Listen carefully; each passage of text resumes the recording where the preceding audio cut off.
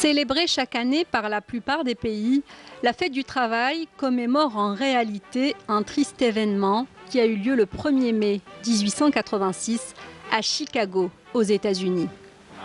En ce jour, 350 000 ouvriers entrent en grève pour obtenir la journée de 8 heures au lieu des 14 heures en cours à l'époque. La manifestation débouche sur la mort de plusieurs grévistes suite à des tirs policiers. Les martyrs de Chicago vont faire du 1er mai un symbole de la lutte des classes et du combat ouvrier. Un symbole qui sera à l'origine des lois sur le repos hebdomadaire en 1906 et des 8 heures en 1919, avant de devenir en 1947 un jour chômé et rémunéré.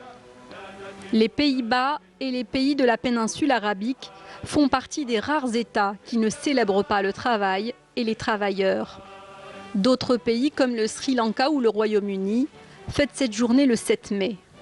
En Algérie, le 1er mai est l'occasion de revenir sur la lutte ouvrière qui a commencé durant la colonisation et qui a dû s'organiser à travers la création de l'UGTA, l'Union générale des travailleurs algériens, le 24 février 1956. On a dégagé un secrétariat national de l'UGTA qui était composé d'Aïssa Tidir, de moi-même, de Boualambourou Iba et de Atallah.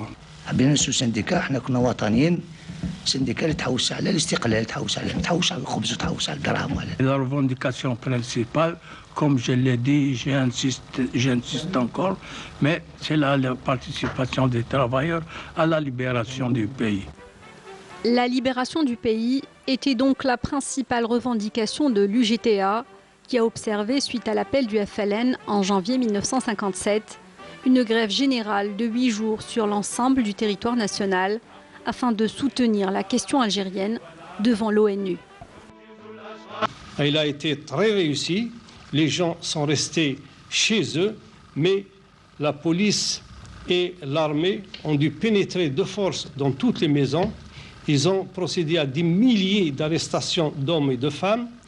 Tous ces Algériens ont été regroupés dans des centres dans Alger et dans les environs d'Alger pour être interrogés, pour être torturés. En dépit de la répression, la lutte ouvrière se poursuit sans relâche sous l'égide du FLN jusqu'à la libération du pays. Mais avec l'indépendance, les revendications de l'UGTA sont naturellement devenues socio-économiques, en rapport avec la vocation première d'une centrale syndicale. Réunis autrefois sous la bannière du FLN, les travailleurs post-indépendance sont à la faveur du pluralisme, d'obédiences politiques diverses. Pour autant, le combat pour leurs droits demeure le même et leurs attentes sont plus grandes. الUGTA لازم تكون الديمقراطية الحقيقية في وسطها، واللي العمال يتكلموا بكل صراحة ويهضروا بالشيء اللي يخموه والشيء ونتناقشوا ونلقاو حل.